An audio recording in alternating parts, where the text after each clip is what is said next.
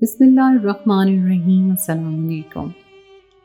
لبنان کی عربی عورتیں ہم بستری سے پہلے تکیے کے نیچے شتر مرغ کا انڈا کیوں رکھتی ہیں، یہ وجہ جان کر آپ بھی کرنے لگیں گے۔ صبح ہی صبح خالہ کو اپنے گھر کے آنگن میں دیکھ کر مجھے کوفت کا احساس ہوا تھا۔ پہلے ان کے آنے پر مجھے ایسی بیزارگی محسوس نہیں ہوتی تھی، لیکن جب سے ان کا مریل سا بیٹا کامران لبنان گیا تھا تب سے خالہ کے انداز ہی بدل گئے تھے۔ ایسا لگتا تھا جیسے چیونٹی کے پر نکل آئے ہوں، اور اسی وجہ سے خالہ مجھے زہر لگنے لگی تھی۔ میں نے خالہ کو نظر انداز کرتے باورچی خانے کا رخ کرنا چاہا تو خالہ مجھے دیکھتے ہی شروع ہو گئی۔ ارے لالا رخ، تو بڑی نالائق ہے، صبح کے 11 بجے بستر سے اٹھ کے آ رہی ہے، کچھ تو شرم کر، اماں کا ہاتھ بٹایا کر۔ میں نے منہ بنا کر خالہ کی طرف دیکھا اور بنا مربت کے کہہ دیا، خالہ آپ بھی صبح صبح ہی آ جاتی ہیں، آپ کو اپنے گھر کوئی کام کاج نہیں؟ میری بات پر خالہ نے گھور کر مجھے دیکھا اور کہنے لگی، مجھے تو بہت سکون ہو گیا ہے جب سے میرا کامران لبنان گیا ہے۔ اس نے ہر کام کی ایک ملازمہ رکھ دی ہے۔ اب میری زندگی میں کام کہاں، میں تو بس بہو کے انتظار میں ہوں، ایک اچھی سی بہو ڈھونڈ کر لاؤں گی۔ خالہ کی بات پر مجھے ہنسی آ گئی تھی۔ ان کا سوکھا سا مریل بیٹا کامران، جس پر کوئی لڑکی نظر ڈالنا بھی گوارا نہیں کرتی تھی، وہ اس کے لیے ہور جیسی بہو لانے کا تصور کر رہی تھی۔ خیر، اب تو خالہ کی باتیں ہی بہت بڑی ہو گئی تھی، نہ انہیں اپنا پرانا وقت یاد رہا تھا اور نہ ہی کامران کی حالت۔ میری اماں رشتہ لگایا کرتی تھیں اور ابا شتر مرغ کا فارم رکھتے تھے۔ میرے حالات بہت اچھے تھے اور ہم برسوں سے خالہ کی مدد کرتے آ رہے تھے، لیکن جب سے کامران پردیس کیا تھا خالہ کے رنگ ڈھنگ بدل گئے تھے۔ اب تو انہیں ہم لوگ بہت ہی غریب نظر آتے تھے۔ آج بھی وہ رشتے کے لیے اماں کی مدد حاصل کر کے یہاں آئی ہوئی تھی۔ خالہ کو بہو میں ایسی ایسی خوبیاں چاہیے تھیں کہ مجھے لگا کہ بہو کو آرڈر پر تیار کروانا پڑے گا۔ میں باورچی خانے میں کام کرتے کرتے ہنس ہنس کے بے حال ہو چکی تھی، کیونکہ خالہ نے اپنے بیٹے کو شاید غور سے نہیں دیکھا تھا، اس لیے وہ دوسروں کی بیٹیوں میں خوبیاں تلاش کرنے نکل پڑی تھی۔ اماں نے یہ کہہ کر حامی بھر لی کہ جیسے ہی کامران کی مناسبت سے کوئی لڑکی مل جائے گی تو اماں خود اس کو بتا دیں گی۔ خالہ کے جانے کے بعد اماں نے بھی سر پکڑ لیا اور کہنے لگی، دیکھو تو لوگ کیسے اپنا پرانا وقت بھول جاتے ہیں، 4 پیسے کیا ہاتھ آئے، اس کو تو بات کرنے کی بھی تمیز نہیں رہی ہے۔ اگر اپنا بیٹا غور سے دیکھا ہوتا تو آج ایسی باتیں نہ کرتی۔ کامی لبنان گیا ہے، اس کا مطلب یہ نہیں ہے کہ کسی بھی لڑکی کے گھر گر پڑ کر اپنی بیٹی اس کی حوالے کر دیں گے، اور وہ بھی بہت ساری چیزیں ہوتی ہیں جن کو دیکھا جاتا ہے۔ اس دن سے خالہ نے روز روز ہمارے گھر چکر کاٹنے شروع کر دیے تھے۔ انہیں جلد سے جلد بہو کی تلاش تھی۔ مجھے تو سمجھ ہی نہیں آ رہا تھا کہ انہیں ہتھیلی پر سرسوں جمانے کی کیا جلدی تھی۔ کامران کو گئے ابھی 6 مہینے ہی ہوئے تھے اور وہ پوری طرح سیٹ بھی نہیں ہوا تھا، اور خالہ کو بہو لانے کی خواہش لگ گئی تھی۔ لیکن آنے والے کچھ ہی دنوں میں یہ بھید بھی کھل گیا کہ خالہ کو کس بات کی جلدی تھی۔ ایک دن وہ دوپہر کے وقت ہمارے گھر آئی، اماں سے کہنے لگی، سلمہ، تجھے کامران کے رشتے کا کہہ کے بھی پورا مہینہ ہونے لگا ہے اور تو نے ابھی تک کوئی اچھی لڑکی نہیں دکھائی۔ خالہ کی بات سن کر اماں بھی تپ گئی۔ اماں غصے میں کہنے لگی، جتنی خوبیاں تجھے چاہیے اتنی خوبیوں والی لڑکیاں میں کہاں سے ڈھونڈ کر لاؤں؟ آخر ایسی کون سی جلدی ہے جو تم سے صبر ہی نہیں ہو رہا؟ اماں کی بات پر خالہ پھوٹ پڑی اور ان کی آنکھوں سے آنسو بہنے لگے۔ اماں خالہ کو روتا دیکھ کے بڑبڑا گئیں اور پھر میں پریشانی سے ان کے پاس بیٹھی۔ میں نے کبھی خالہ کو اس طرح روتے ہوئے نہیں دیکھا تھا، برے سے برے حالات میں بھی وہ مسکرایا کرتی تھی، لیکن آج نہ جانے کیا ہو گیا تھا۔ میں نے فوراً ہی خالہ سے پوچھا کہ ایسا بھی کیا ہو گیا ہے جو آپ رونے لگ گئی ہو؟ لڑکی کی تو بات ہے، مل ہی جائے گی۔ خالہ نے میری طرف دیکھا اور کہنے لگی، لالا رخ، تجھے کیا پتا کامران مجھ پر کیسا ستم ڈھانے لگا ہے، میری تو راتوں کی نیند ہی اڑ گئی ہے۔ میں نے یہ سوچ کر اپنے بچے کو پردیس بھیجا تھا کہ وہاں جا کر 4 پیسے کمائے گا تو ہمارے حالات بدل جائیں گے، لیکن اس نے تو ہمارے حالات مزید خراب کرنے کی ٹھان لیے۔ پچھلے 2 مہینے سے میرا بیٹا نہ جانے کس لبنانی عورت کے چکر میں پڑ گیا ہے۔ ہر روز فون کر کے مجھے یہی کہتا ہے کہ اماں، میں بس اس لبنانی عورت سے شادی کروں گا۔ تم لوگ ہی بتاؤ، نہ جان نہ پہچان، نہ دیس اپنا، نہ زبان اپنی، میں کیسے اسے ایک ایسی عورت سے شادی کرنے کی اجازت دے دوں؟ نہ جانے وہ کس بدذات کے چکر میں پڑ گیا ہے، مجھے تو دن رات عجیب عجیب سے وہم ستانے لگے ہیں۔ سنا ہے یہ گوریاں بہت تیز ہوتی ہیں، میرے سیدھے سادے بیٹے کو کہیں اپنے چکر میں پھنسا کر اپنی غلام نہ بنا لے۔ حالانکہ بات سن کر میں اور اماں تو ہکا بکا رہ گئے تھے۔ کامران تو واقعی بہت سیدھا اور شریف سا لڑکا تھا، وہ کہاں کسی لبنانی عورت کے چکر میں پڑ گیا تھا؟ اس نے تو آج تک کبھی یہاں کی کسی لڑکی کو نظر اٹھا کر نہیں دیکھا تھا۔ واقعی خالہ کی بات سن کر مجھے بھی یہ فکر ستا رہی تھی کہ کہیں وہ کسی غلط ہاتھوں میں نہ چلا جائے۔ پردیس میں جانے کیا کچھ ہوتا ہے، ہمیں کیا خبر؟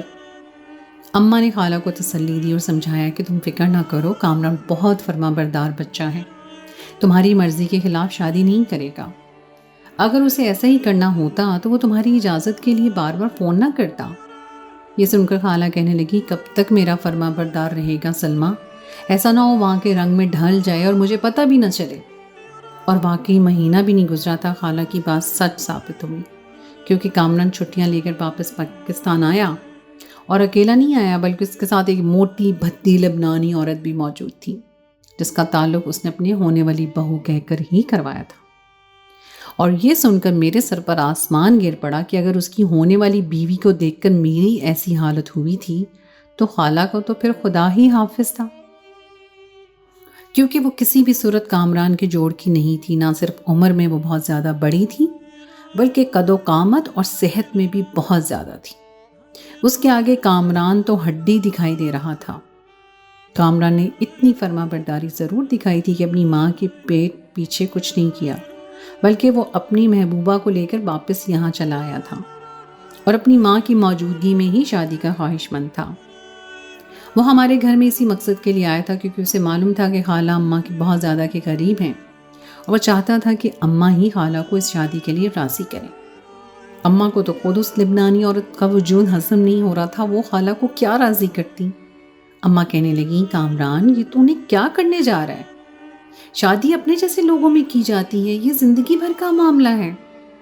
کامران کہنے لگا، خالہ یہ بہت اچھی لڑکی ہے، اور سب سے بڑی بات کہ اس کا باپ پاکستانی تھا، اسی لیے اسے پاکستان سے بہت محبت بھی ہے، اور اس کی اردو بھی کافی بہتر ہے، وہ دوسری لبنانی عورتوں کی طرح نہیں ہے۔ اماں تو سنونیلا کے نام پہ ہی چونک اٹھے تھیں، اور انہیں یہ بھی نام پسند نہیں آیا تھا، لیکن خیر کامران نے انہیں اپنی محبت کا واسطہ دے کر اس بات کے لیے راضی کر لیا کہ وہ خالہ کو اس رشتے کے لیے منانے کی کوشش کرے۔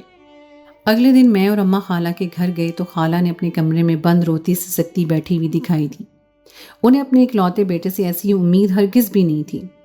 وہ کہہ رہی تھی کہ خاندان میں جس کو بھی سنولا کی آمد کا پتہ چلا ہے اس نے خوب مذاق اڑایا، وہ عورت تو دیکھنے میں میری بھی ماں لگتی ہے، اور میرا کامران تو ویسے اتنا سوکھا سا ہے، نہ جانے کامران کو اس میں کیا نظر آیا ہے۔ اماں خالہ کو سمجھانے لگیں، دیکھو جب تمہارا بیٹا تمہاری خوشی کی خاطر اس عورت کو یہاں تک لے کر آیا ہے اور وہی شادی رچا کر نہیں آیا تو تم بھی دل بڑا کرو اور اسے قبول کر لو۔ ایسا نہ ہو کہ اگلی دفعہ وہ اپنی مرضی تمہیں بتانے کے بجائے خود ہی کوئی کارنامہ انجام دے دے، پھر تم ہاتھ ملتی رہ جانا۔ فی الحال تو اس کی اس عورت سے شادی کرواؤ، ایسی عورتیں زیادہ عرصے تک گھر نہیں بسا سکتی، کچھ دنوں کی بات ہے وہ خود ہی اپنے کامی کو چھوڑ کر فرار ہو جائے گی۔ اور خاندان والوں کا کیا ہے؟ تمہارے برے وقت میں کسی نے تمہارا ساتھ نہیں دیا تو پھر تم کیوں ان کی پرواہ کرتی ہو؟ مت بھولو کہ کامی بہت کم عمری سے تمہاری خاطر نوکری کر رہا ہے، آج اس کی خواہش کی خاطر اپنے دل کو مار لو۔ اماں کی بات پر خالہ نے اپنے آنسو پوچھ لیے، کیونکہ اماں نے ٹھیک ہی کہا تھا۔ خالہ بہت پہلے ہی بیوہ ہو گئی تھی اور تب سے لے کر اب تک کامران نے اس گھر کو سنبھالا ہوا تھا۔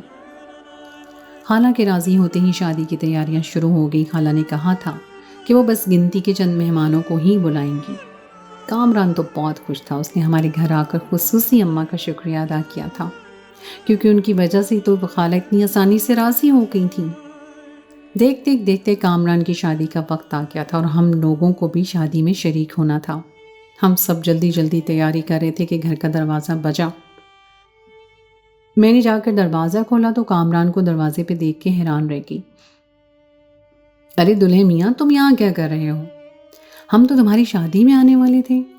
میری بات سن کر کامران نے مجھے خاموش رہنے کا اشارہ کیا اور پھر آہستہ سے کہنے لگا، تمہارے ابا گھر پر موجود ہیں کیا؟ میں اس رازداری پہ حیران ہوئی پوچھا تم موجود ہیں؟ تمہیں ابا سے کام کیا پڑ گیا ہے؟ وہ کہنے لگا بس جلدی سے اپنے ابا کو بلا دو۔ میں نے فوراً جا کے ابا کو اطلاع دی کہ کامران ان سے ملنے کے لیے آیا ہے۔ کامران کے اس وقت ہمارے گھر آنے کا سن کر ابا بھی چونک گئے اور فوراً دروازے پہ پہنچے۔ میں نے چپکے سے پیچھے سے کان لگا لیے کیونکہ مجھے تجسس ہو رہا تھا کہ اپنی شادی سے زیادہ کامران کے لیے کیا ضروری ہے۔ اور پھر کامران نے ابا سے ایک عجیب سی بات کہی جسے سن کر میں حیران ہو گئی۔ وہ ہچکچاتے ہوئے ابا سے کہہ رہا تھا خالو آپ کا شتر مرغ کا فارم ہے نا، کیا آپ مجھے اس کا ایک انڈا دے سکتے ہیں؟ کامران کی بات سن کر ابا بھی حیران ہوئے، کہنے لگے کیا بات ہے کامران میاں، اپنی شادی چھوڑ کر تم شتر مرغ کے انڈے کے پیچھے کیوں پڑ گئے ہو؟ تمہیں اس انڈے کا کیا کرنا ہے؟ کامران کہنے لگا خالو یہ تو میں آپ کو نہیں بتا سکتا، لیکن اگر آپ مجھے ایک انڈا بھی لا دیں گے تو میں آپ کا بہت شکر گزار ہوں گا، اور جو قیمت آپ مجھے کہیں گے میں وہ ادا کرنے کو تیار ہوں۔ ابا کہنے لگے بیٹا فارم تھوڑی دور ہے، وہاں جا کر انڈا لانے میں بھی وقت لگ جاتا ہے، لیکن میں لا دیتا ہوں، تم انتظار کر لینا۔ اور قیمت کی کیا بات کرتے ہو، 500 روپے کا تو انڈا ہے، پیسوں کی کوئی بات نہیں ہے۔ ابا کی بات سن کر کامران خوش ہو گیا اور کہنے لگا بس خالو یہ آپ اپنے اور میرے درمیان ہی بات رکھیے گا، اور بہت رازداری کے ساتھ یہ انڈا میرے گھر پہنچا دیجیے گا۔ میں نہیں چاہتا کہ اماں کو یا کسی کو بھی اس بارے میں کوئی خبر لگے۔ کامران کی باتوں پر ابا حیران ضرور تھے، لیکن ابا نے اس سے وعدہ کر لیا کہ میں کسی کو نہیں بتاؤں گا، تم بے فکر رہو۔ کامران واپس لوٹ گیا، میں اپنی جگہ حیران اور پریشان کھڑی تھی۔ اپنی شادی سے زیادہ ضروری کامران کے لیے شتر مرغ کا انڈا کیوں ہو گیا ہے، اور ایسی بھی کیا بات تھی جسے اتنا زیادہ راز میں رکھنا ضروری تھا؟ ابا نے اماں سے کہہ دیا کہ انہیں ضروری کام سے فارم جانا پڑ رہا ہے، وہ شادی میں شرکت نہیں کر سکیں گے، اور خود گھر سے نکل کر چلے گئے۔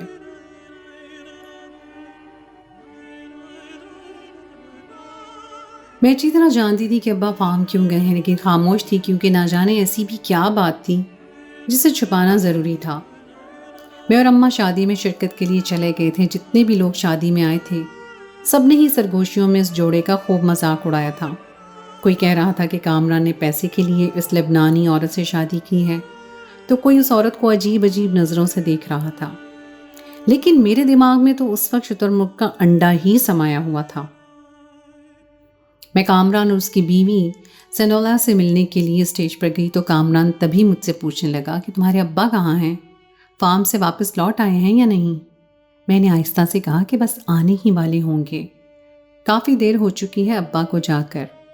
یہ سن کر کامران کے چہرے پر ایک دھیمی سی مسکراہٹ آ گئی، جیسے اسے سکون مل گیا ہو۔ شادی ختم ہو گئی تھی اور ابا کافی دیر بعد گھر آئے تھے۔ اماں کے پوچھنے پر انہوں نے یہی کہا تھا کہ انہیں فارم میں ضروری کام تھا، لیکن میں جانتی تھی کہ وہ انڈا کامران کے حوالے کر کے ہی گھر لوٹے ہیں۔ شادی کی رات کامران کو شتر مرغ کے انڈے کی کیا ضرورت پیش آ گئی تھی، یہ بات کسی بھی طرح مجھے سمجھ نہیں آ رہی تھی۔ اگلے دن صبح خالہ ہمارے گھر چلی آئی اور کہنے لگی میں نے کامران کی شادی تو کر لی، لیکن سب لوگوں نے بہت مذاق اڑایا ہے۔ شادی پر جتنے بھی لوگ آئے تھے سب نے اس جوڑے کو بہت برا بھلا کہا۔ اور پھر اچانک خالہ کہنے لگی سلمہ یہ تیرا شوہر آدھی رات کو ہمارے دروازے پر کیوں آیا تھا اور کامران سے کیا بات کرا تھا؟ خالہ کی بات پر اماں چونک گئی، کہنے لگی ارے نہیں تمہیں کوئی غلط فہمی ہوئی ہوگی، لالا اور رخ کے ابا تو فارم پر گئے تھے، وہ آدھی رات کو تمہارے گھر کیوں آئیں گے؟ انہیں فارم میں کوئی کام آ گیا تھا۔ خالہ کہنے لگی میں نے تو خود دیکھا ہے تمہارا شوہر میرے دروازے پہ کھڑا تھا اور کامران اپنی دلہن کو چھوڑ کر آدھی رات کو تمہارے شوہر کے ساتھ مصروف تھا۔ اماں نے لا علمی کا اظہار کرتے ہوئے خالہ کو کہہ دیا کہ مجھے نہیں معلوم، لیکن خالہ کے جانے کے بعد اماں کو بھی کھوج لگ گئی اور وہ مجھ سے پوچھنے لگیں کہ کل رات جب تم دروازہ کھولنے گئی تھی تو کون آیا تھا؟ کامران ہی آیا تھا نا، اور اس کے جانے کے بعد ہی تمہارے ابا فارم گئے تھے۔ کامران اپنی شادی چھوڑ کر ہمارے دروازے پر تمہارے ابا سے ملنے کیوں آیا تھا؟ مجھ سے رہا نہ گیا تو میں نے اماں کو بتایا کہ اماں کامران کو شتر مرغ کا انڈا چاہیے تھا اور وہ وہی مانگنے کے لیے ابا کے پاس آیا تھا۔ اسے معلوم تھا کہ ابا کے فارم پر شتر مرغ کا انڈا آسانی سے مل سکتا ہے۔ میری بات سن کر اماں کی آنکھیں حیرت سے پھیل گئیں اور وہ کہنے لگیں کہ کامران کو شتر مرغ کے انڈے کا کیا کرنا تھا، وہ بھی اپنی شادی کی رات؟ مجھے کیا معلوم، یہ تو کامران جانے یا پھر ابا۔ لیکن کامران نے ابا کو سختی سے کہہ دیا تھا کہ یہ بات کسی کو نہیں بتائیں۔ وہ تو میں نے چپکے سے سن لی تھی۔ اب آپ ابا کے سامنے ذکر نہ کر دینا ورنہ میری شامت آ جائے گی۔ مجھے اپنی فکر ستانے لگی تھی کیونکہ ابا کو میری دیواروں سے کان لگانے والی عادت پر ہمیشہ ہی بہت غصہ آتا تھا۔ اماں کہنے لگیں تو فکر نہ کر، میں خود ہی پتہ لگا لوں گی آخر کامران یہ کیا چکر چلا رہا ہے۔ پہلے ایسی عجیب و غریب لبنانی عورت سے شادی کر لی اور اب شتر مرغ کے انڈے کا کیا کرنے لگا ہے۔ شام کے وقت اماں نے میرا ہاتھ پکڑا اور کہنے لگی چل خالہ کے گھر نئی نویلی دلہن سے تو مل کر آتے ہیں، آخر کو اسے ہماری جان پہچان بھی تو ہونی چاہیے۔ میں جانتی تھی کہ اماں کو ان کا تجسس خالہ کے گھر لے کر جا رہا ہے، اور تجسس تو مجھے بھی بہت تھا، اس لیے میں بھی اماں کے ساتھ چل پڑی۔ ہمیں دیکھ کر خالہ بہت خوش ہوئی اور پھر ان کی بہو سنولا بھی ہمارے پاس آ کر بیٹھ گئی اور اس کی اردو کافی ٹھیک ٹھاک تھی۔ وہ ٹوٹے پھوٹے لہجے میں ہی صحیح لیکن ہم سے بات چیت کر رہی تھی اور اس سے بات کر کے مجھے لگا کہ وہ واقعی ایک اچھی عورت ہوگی۔ اماں اور خالہ باتوں میں مصروف تھی۔ میں نے سنولا سے کہا بھابھی مجھے اپنا کمرہ دکھائیں، میں بھی تو دیکھوں کامران نے آپ کے لیے کیسا کمرہ سجایا ہے۔ میری بات سن کر وہ خوشی خوشی اپنے کمرے میں لے گئیں اور یہ دیکھ کر میری حیرت سے آنکھیں پھیل گئیں کہ شتر مرغ کا انڈا کامران نے بستر کے نیچے ہی سنبھال کے رکھا ہوا تھا۔ میں یہ اچھی طرح جانتے ہوئے بھی انجان بن گئی کہ یہ شتر مرغ کا انڈا ہے، اور میں نے باتوں باتوں میں ایسے ہی سنولا سے پوچھ لیا کہ بھابھی یہ کس چیز کا انڈا ہے جو آپ کے بستر کے نیچے رکھا ہوا ہے؟ میری بات سن کر وہ گھبرا گئی اور جلدی سے بستر کی چادر ٹھیک کر کے اس انڈے کو چھپانے لگی۔ اس کی ہڑبڑاہٹ پر میں چونک گئی تھی اور واقعی ہی وہ بہت عجیب سی بات تھی جسے چھپانے کی کوشش کر رہی تھی۔ میں نے نرمی سے مسکرا کر کہا کہ بھابھی آپ مجھے بتا سکتی ہیں، اس میں کوئی غیر تھوڑی ہوں، کامران میرے لیے بھائیوں جیسا ہے۔ میری بات سن کر وہ بھی مسکرائی اور کہنے لگی کہ کچھ خاص نہیں، بس ایسے ہی تمہارے بھائی کہیں سے انڈا لے آئے تھے تو میں نے اسے بستر کے نیچے رکھ دیا اور کوئی بات نہیں۔ میں جان گئی تھی یہ لبنانی عورت بہت ہی پکی ہے اور اتنی آسانی سے ہرگز بھی یہ نہیں بتائے گی کہ یہ انڈا یہاں کیوں رکھا ہوا ہے، اور مجھے یہ اندازہ بھی ہو گیا تھا کہ اس انڈے کی ضرورت کامران بھائی کو نہیں بلکہ اس سنولا کو تھی۔ یہ بات بہت ہی عجیب و غریب تھی کہ شادی کی پہلی رات کوئی اس عورت کو شتر مرغ کے انڈے کی ضرورت کے بارے میں کیا بتا سکتا ہے، اور اس نے انڈے کے ساتھ کیا کیا ہے۔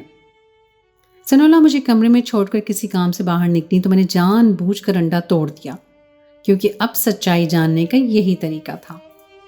کامران جب دوبارہ انڈا لینے کے لیے ہمارے گھر آتا تو میں اس سے یہ راز جان کر ہی رہتی کہ اسے اور اس کی بیوی کو اس انڈے کی کیا ضرورت ہے۔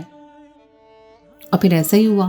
میں خاموشی سے نکل کر اماں کے ساتھ گھر واپس آ گئی، لیکن رات ہونے سے پہلے پہلے کامران ہمارے دروازے پر آ گیا۔ میں نے دروازہ کھولا تو وہ جھیپتے ہوئے کہنے لگا کہ مجھے تمہارے ابا سے کام ہے۔ میں نے طنزیہ انداز میں کہا کہ تمہیں آج کل میرے ابا سے بہت کام پڑتا ہے۔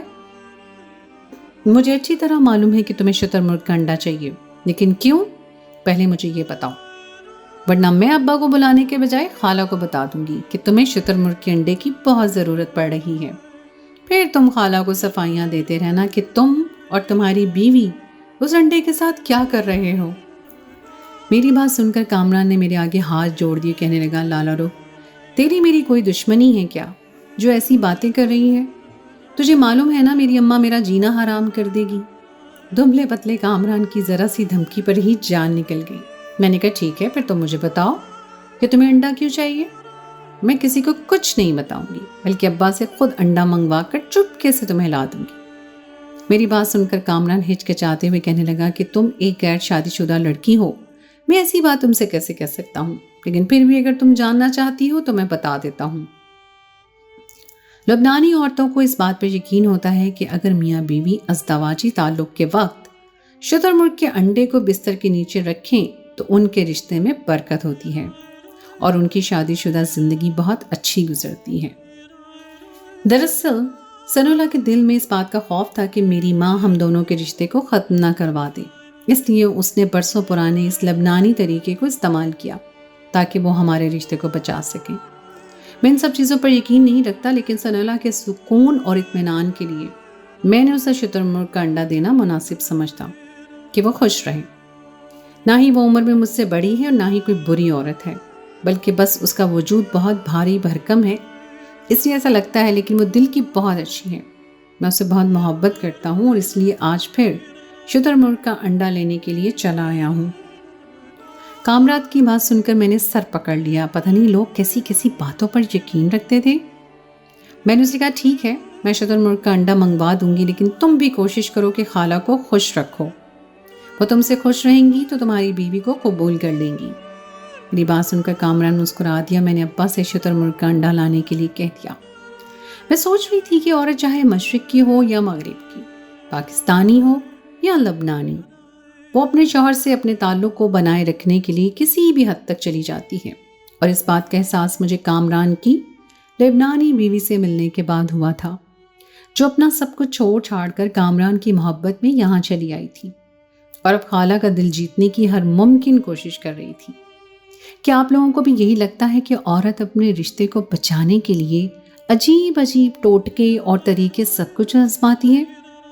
مزاروں پر بھی جاتی ہے، درگاہوں پر بھی دعا مانگتی ہے اور آنسو بھی بہاتی ہے۔ کیا آپ نے ایسی کوئی عورت دیکھی ہے جس نے اپنی ازدواجی زندگی کو بچانے کے لیے کچھ بہت ہی انوکھا کام کیا ہو؟ اگر آپ نے دیکھا ہے تو کامنٹ سیکشن میں ضرور بتائیے گا۔ تو جی جناب، یہ تھی ہماری آج کی کہانی۔ اگر آپ کو ہماری کہانی پسند آئی ہے تو اس کو لائک ضرور کیجیے، اپنے دوستوں کے ساتھ شیئر کیجیے۔ اگر آپ نے ابھی تک میرے چینل سنو ذرا کو سبسکرائب نہیں کیا تو اس کو فوراً سے پہلے سبسکرائب کر لیجیے، ساتھ ہی لگے بیل آئیکن کو بھی پریس کر دیں تاکہ آپ کو میری بر وقت اگلی کہانی مل جائے۔ اگلی کہانی تک کے لیے مجھے دیجیے اجازت۔ خدائے پیمان۔